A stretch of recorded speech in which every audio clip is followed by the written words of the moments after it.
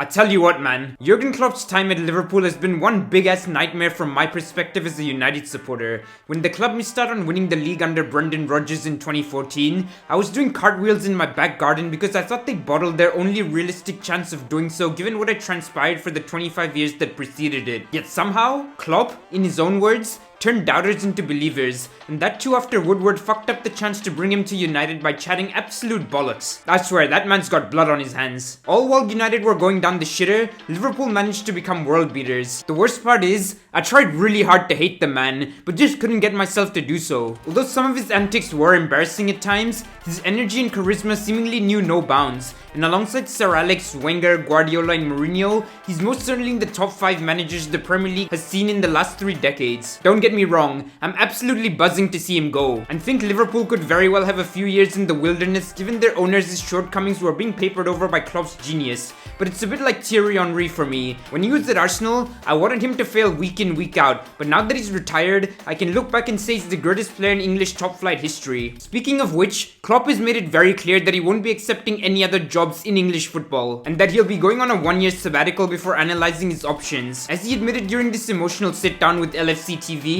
he's been worn down by work, and frankly speaking, it shows. He doesn't seem as bubbly as he used to, and can even get quite touchy with the media, and I think a lot of that stems from his mother passing last year, all while Liverpool were underperforming with a relentless schedule from which Klopp could not escape. You might be sat there thinking, that's all well and good, but why announce it mid-season? As per Klopp, there are no secrets in football, and the news would have come out soon anyways, so he'd rather do it on his own terms. When quizzed about the impact it might have on a team competing on 4 different fronts, Klopp simply said, it's on the players how they react to the news. Now, when Sir Alex announced his intentions to retire, players seemingly downed tools and ended up winning fuck all. That too at a time when United were lifting trophies for fun. This led to the great man pulling a U-turn and staying on for 11 more years. Obviously, it's difficult to jump to any sort of conclusions from that given it happened in a different era. So if you're being optimistic, it could galvanize fans and players such that they find a way to get over the line and give Klopp a grand send-off come June. The strange thing is though, Klopp's entire backroom staff announced they'd also be leaving at the end of the season, as well as sporting director George Schmadtke,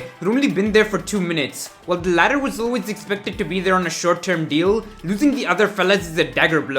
It's the culture they've created simply cannot be replicated. David Moyes found that out the hard way at United when he replaced everyone behind the scenes with his own men. And I really fear for Klopp's successor, because those are gonna be some seriously big boots to fill, at least immediately anyways. While there's been plenty of ups and downs during Klopp's tenure, no one can take away from the fact that he's won the lot, and he'd be sitting with a CV full of twice as many trophies as he currently has if it weren't for Man City's cheating. Trent, Van Dijk and Salah are all entering the final 18 months of their respective contracts too, so plenty of changes afoot in Merseyside. As a United fan, I'm glad to see the back of Klopp, but as someone who loves football and the Premier League, this is an incredibly sad day, and the English game will most certainly be worse off without him. Do let me know your own thoughts down below, and I'll catch you in the next one, folks. Peace.